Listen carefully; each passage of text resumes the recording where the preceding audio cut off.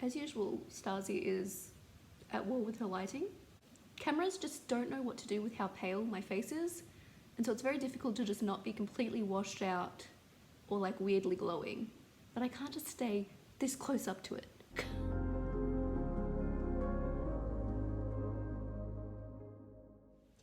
Hey all, it's Starzy, and today we are talking about my anticipated book releases for 2022. Pretty much all of these are books by authors I've read from before, because the reason I'm interested in these upcoming releases is because I've read things from the authors before that I've really enjoyed. Like, as much as I pick up things from new authors all the time, I'm not like, oh, I'm really looking forward to that book, because I have no idea what their writing's like.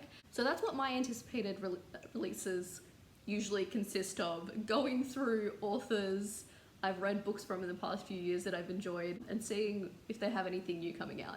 I did compile this list months ago, so I'm going to go through everything starting from January. Obviously it is April now, it took a while to get to this, so a bunch of these are already out, and also because I compiled this list so early, I don't really have any books from the last quarter of the year. But we're still going to go through what I wrote down at the beginning of the year as the books to keep my eyes on. I also just got my first black milk order, and I'm a very happy Care Bear. Alright, so I'm not going to say specific dates for these because publishing dates vary so much country to country, especially here in Australia. Who knows when books come out, if they ever do for some of them. It's the interesting way of things, but I've still ordered these into months based on if I did see them on an online store somewhere in Australia or just from their Goodreads. So it'll still give a roundabout general idea of release, I think, even if they may not be spot on for where you are. So starting off with January, first up on my list is Where the Drowned Girls Go by Seanan McGuire. This is the recent book in the Wayward Children series, which is a fantasy series featuring children who kind of go through different doors into different types of worlds. The series is kind of split into two things. One is the children coming back and having to deal with being stuck back in our world when, you know, they felt more at home in these other worlds. And the other part is some of the books follow the children going on adventures like in these actual worlds. And it's quite a diverse series, really interesting. I really enjoy it. And so this is the recent one, which you do have to, as much as some of the books can be read as standalones, this is one that you really need to have read all the books beforehand because everything gets tied together so nicely in this book. I have read it, I did really enjoy it, and it was kind of revitalized the series in a way for me, in that I hadn't loved the past few as much as the first few. And so I then have Reckless Girls by Rachel Hawkins, which is a thriller. I read The Wife Upstairs by Rachel Hawkins, was the only thriller I read last year that I actually enjoyed.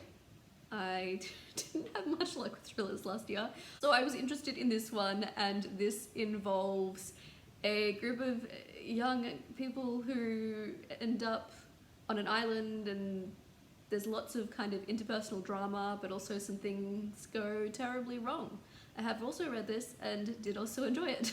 Also in January, Saga finally came back from its very long hiatus. This is a sci-fi comic book series which has a lot going on, interesting characters, this backdrop of war, romance, bad stuff going on. Like, it's a lot. It's a lot. I never know how to actually like describe Saga properly to people, but it is one that I really love, and it came back, but I'm actually not quite up to date, so I cannot read the new issues until I get up to date. In February, I have down A Storm of Sisters by Michelle Harrison. February, huh? Is this actually already out and I just haven't noticed it? Must be. But this is the most recent book in the series that starts with A Pinch of Magic. I really enjoy this series. It's like middle grade fantasy following three sisters and their misadventures. I have no idea what this one features, but it's the next one in that series. If you like some young whimsical fantasy that often also has like a spooky edge to it. Some of those books have had some creepy moments. Also in February, Extasia by Claire Legrand. Don't know how to pronounce the title. However, this is the author of Sawkill Girls, which is a YA horror that I really enjoyed, and this is another YA horror. I think this might also have queer elements just like Sawkill Girls did, and this seems to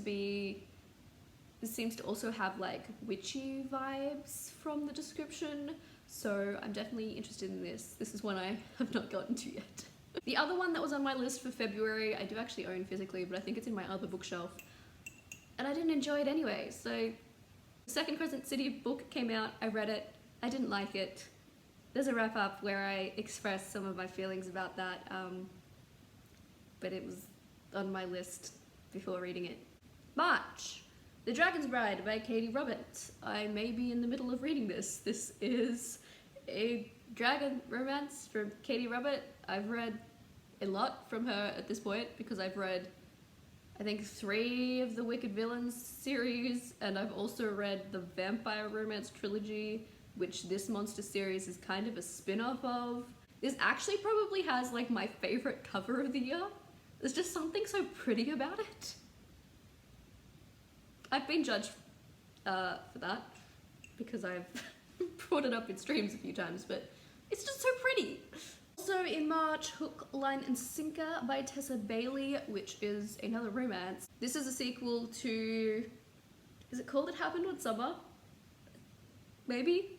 That might be the title. But this is a romance between an ambitious young music lover and a man who has a bit of a bad reputation, shall we say. I enjoyed the first book.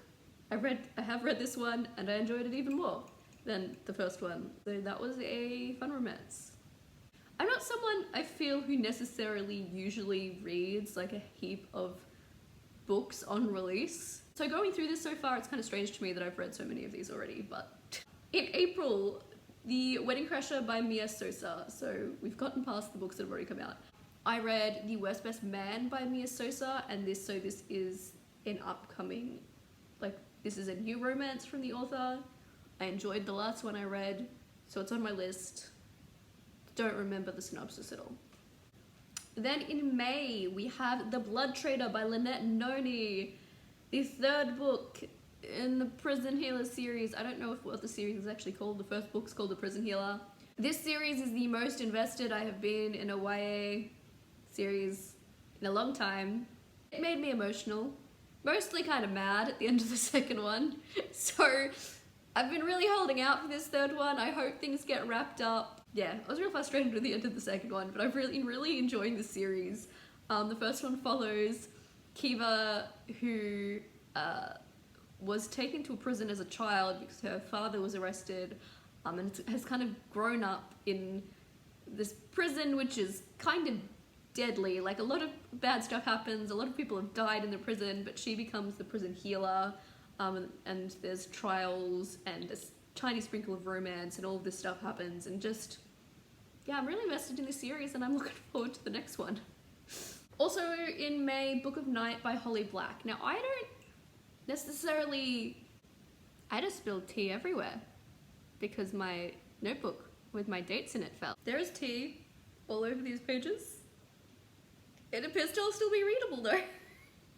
Holly Black isn't an author that I've necessarily experienced loving a book from before. However, the reason I'm particularly intrigued by this is because it's meant to be an adult novel. And part of my issue with Holly Black's books was that the writing sometimes felt too simplified for me. Like, the way it was, you know, obviously her books are usually YA, obviously usually targeted at a younger audience. So I think that's part of why I didn't necessarily love them. And so I'm intrigued by this because it is an adult novel. I don't know how that will go, but that's why I'm interested. I remember anything about what the book actually is? No. Next one's coming out in July. Upgrade by Blake Crouch. Tends to do these like sci-fi thrillers. I've read a couple from him before and really enjoyed them. So I don't remember what the concept for this book was. Again, it's been months since I wrote these down. But also I like to go into things relatively blind often anyway, especially with these type of, especially with like Blake Crouch's books. I think that's a good way to go into them sometimes. But I think this is another like sci-fi thriller type book, so I'm intrigued. Also in July, How to Sell a Haunted House by GRADY HENDRIX. Now I've had a bit of mixed experience with GRADY HENDRIX. I really enjoyed Horror Store, but his best friend's exorcism, I for some reason just didn't really connect with and just felt about. But ghosts, like paranormal horror, is some of my favorite. So, and especially since the one I enjoyed from him before was Ghosts, a haunted house story, I'm particularly interested. Although I did see him post on Twitter something about part of his research for this book was a bunch of like creepy dolls and puppets or something. I don't love that. Don't love that.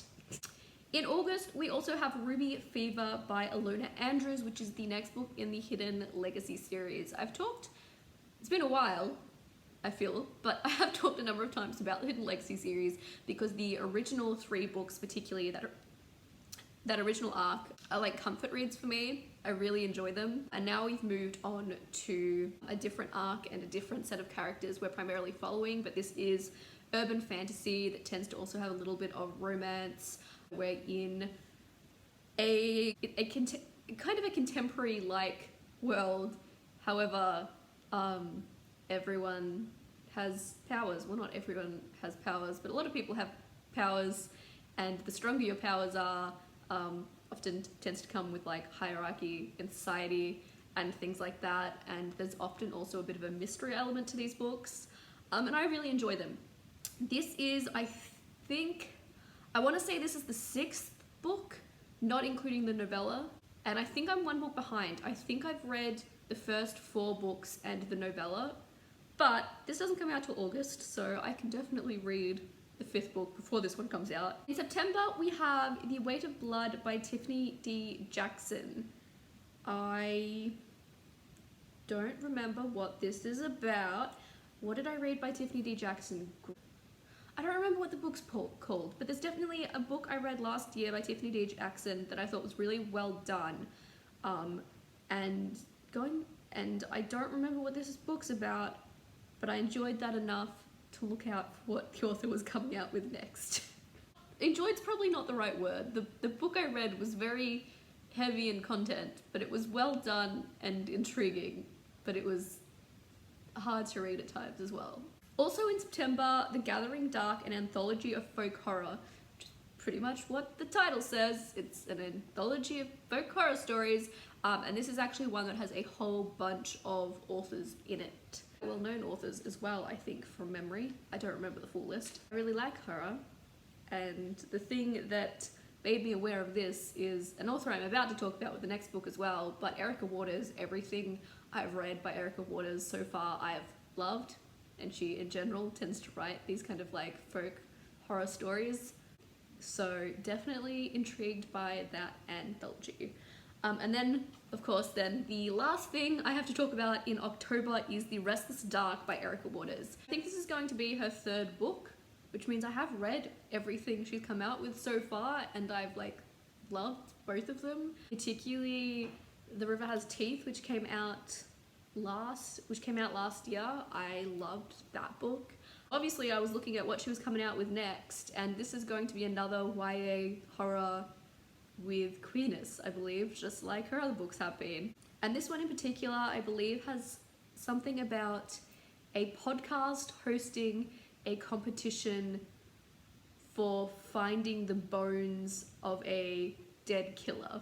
So that's the setup. And I think it also mentioned that like one of the girls who gets involved in this is like being haunted or something like that. I don't know whether that's literally or like in her mind, but regardless, very interested in this given my history with reading this author's work so far. Yeah, there we go. That is my list of anticipated book releases for 2022. Let me know if you are looking forward to any of these books, or let me know what some of your most anticipated books for this year are. Is there anything that you think I will be interested in that I haven't listed that you think I should have on my radar?